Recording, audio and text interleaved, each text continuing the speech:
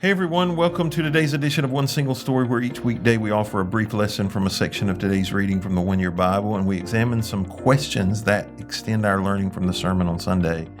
Today I'm joined by Rivenbark and Alyssa Bream, and we're going to look at a passage in Proverbs 3, 5, and 6. It is a quotable passage, pretty common passage that you may have heard. So let me read it. It says, "Trust in the Lord with all your heart. Do not depend on your own understanding. Seek his will in all you do, and he will show you which path to take." I think in some form or fashion, everybody is struggling with what path to take, right? Maybe we are on the right path and we're trying to, narrow it down. But life is constantly full of choices.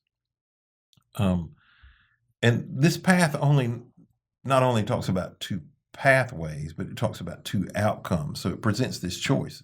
Are you going to lean on your own understanding, or are you going to trust the Lord with all your heart? Whichever one you choose, right, leads to different paths. So we've been talking about blessing or a place of blessing, but only one of these paths are going to lead to that place. And it's not necessarily a material condition, but it is a life aligned with God's righteousness. So, Jay, what does it mean to lean on your own understanding? Well, when you go back to the original text, it literally gives a word picture. The meaning is to put your full weight onto something, to just depend on it. Take, for instance, if you've got a walking stick or one particular that's fragile, and you put everything you got all your dependency and your balance is in that.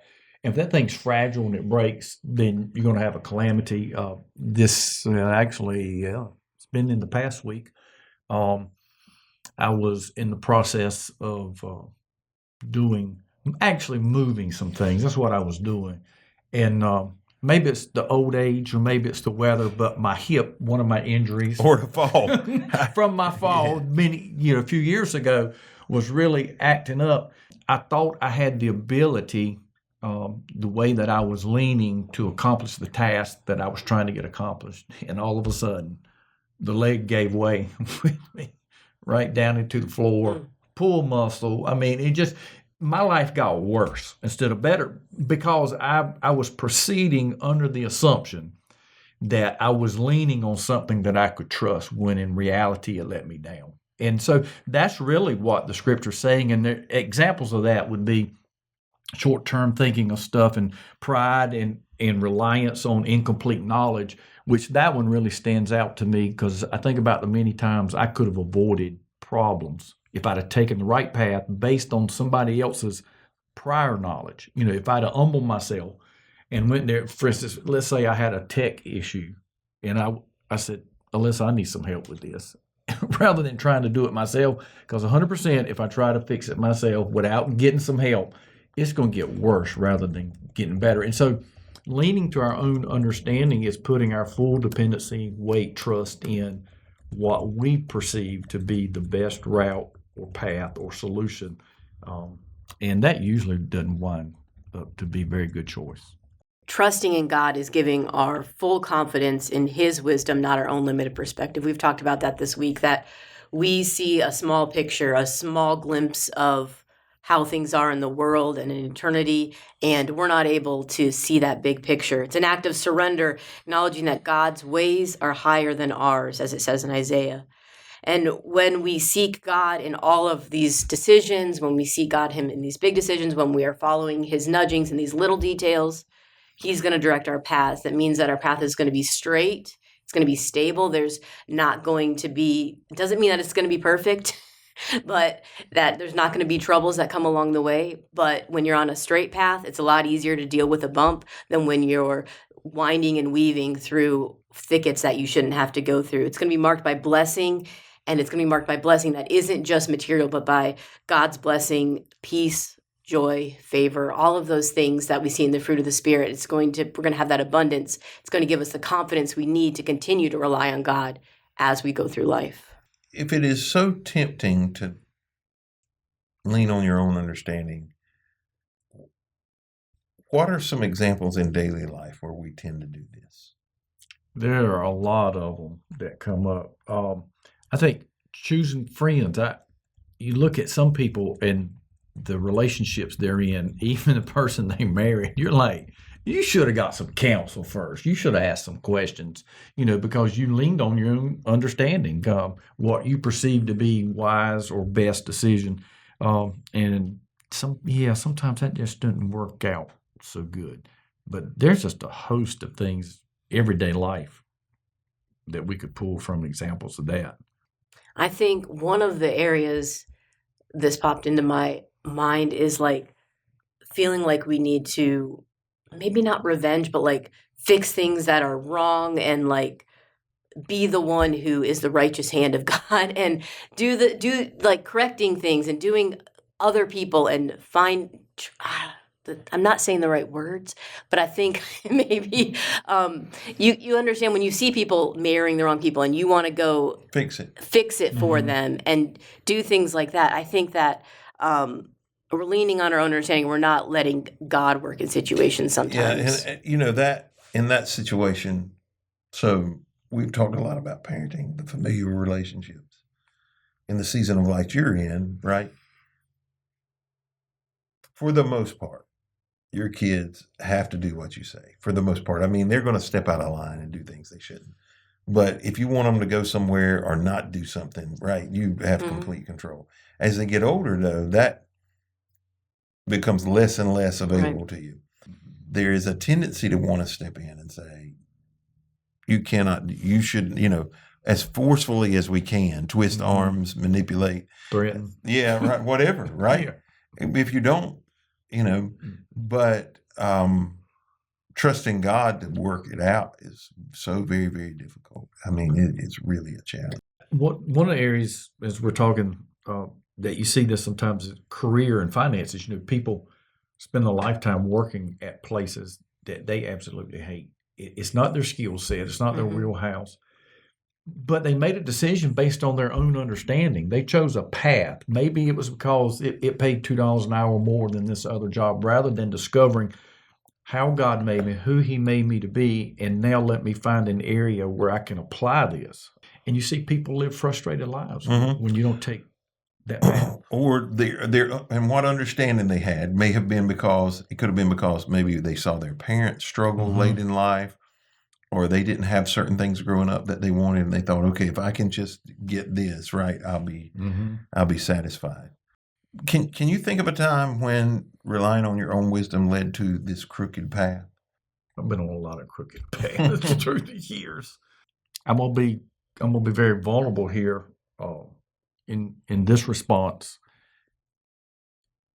Relying on my own wisdom from a marital standpoint, relying on my own wisdom about how to lead or make decisions, got me in a lot of trouble before. I mean, and just created a lot of issues between me and my wife. And it was unfortunate. Looking back, I'm like, how stupid could I be? To act that way or live that way or make some of those decisions. That God is here, but God's a God of grace. We talked about this before. You may not get it right the first time, but He's a God of second chances, and He'll help you get off a crooked path onto a straight path, if you seek after Him. And I'm very grateful for that. So that would be just one example in my own life where, things were going in a bad direction until I got back on the right path.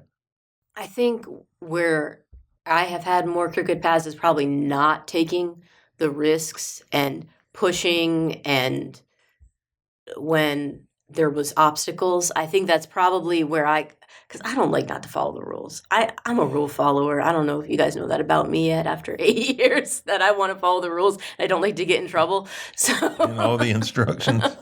And so I think that maybe there were times where I needed to push to take risks and I didn't. And I've seen that in areas of my life where maybe there should have been some adventure taken that wasn't taken.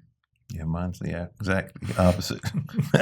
That would not be the reality is, like, I have never seen anything that I didn't think I could do or recover from if it didn't go right. right? Right. And the reality is, for the most part, most of it is recoverable. But there have been some situations I should have left alone, When you trust God with all your heart, how does it change your approach to difficult decisions? Speaking as someone who, like I just said, kind of can struggle in those difficult decisions. And then once I make a decision, I'm like, okay, doing it, going for it. Hopefully that gives us some relief that following the path in life isn't solely reliant on us, that the steps we take are ordered of God, that He is going to guide us and protect us along the way. Hopefully that gives us a little bit of relief that we can see the majestic God that we talked about in the Psalms is there guiding us. Yeah, and it certainly, if we're truly trusting Him, I think it's going to cause us to ask Him questions, pray, seek, get information, and then make a decision. And you said, and then trust Him to move forward in that. It is really a matter of the heart anyway. Because if you're constantly making choices and decisions without taking Him into account, I don't think you have to pray about everything you do, right? I think He gives us the Spirit. He gives us wisdom, a whole lot of things, So before I get dressed in the morning, I don't go, dear Lord, when I walk in there, let the hangers levitate. That's not necessary, right? But is He concerned? Sure, I think He's concerned. But I do think there are going to be times when the Holy Spirit is going to speak to you about everyday mundane things, but your heart's going to have to be in the right place for you to be able to do what He wants you to do. This living in a place of blessing, right? So that's what we talked about Sunday, is a place of blessing and a purpose of blessing. How does that reflect in our daily walk rather than a single decision? How can we help people understand that it is more about relationship than it is a single decision they're going to make in their life that they're suddenly going to be blessed or not blessed? I'm going to borrow a Dave Ramsey phrase that a little bit over a long time equals a whole lot. And I think it's the same way with trusting God, being obedient, taking the right path, is that it's the little things, the little details, the faithfulness in the small things that eventually we get to a point where we look back and like, wow, we've gotten to this place. And it's a result of a lot of little choices and decisions and faith and obedience and trusting God rather than just a singular, huge event. Yeah, habits define our character, and the habits we make and the small choices we make compound on each other, like you said. And then our discipline in the small things creates the conditions that we're able to make those big decisions confidently. So it's not just about that one big decision. It's not about the one decision that Abraham made to be able to sacrifice, being ready to sacrifice Isaac. He didn't do it. But it's about all of the times he trusted God and God provided, and he saw that he was willing to take that risk. And so I think that we have to see those small things as important, even though as we look in the Bible, we see the stories of the big moments a lot. We don't see a lot of those small moments. Those small moments add up. Yeah, they do. And I think it's the relationship. It's the prayer, the reading the Bible, the regular obedience. It's not... Abraham did not walk Isaac to the mountain we talked about yesterday and pull that knife as his first act of obedience. There were a lot of acts of obedience that led up to that for him to be able to pull that off. Yeah. And that's really what it's about. 100%. Well, thank you for joining us today on this edition of One Single Story. We hope you'll be back with us Monday as we continue a conversation around our daily Bible reading from the One Year Bible.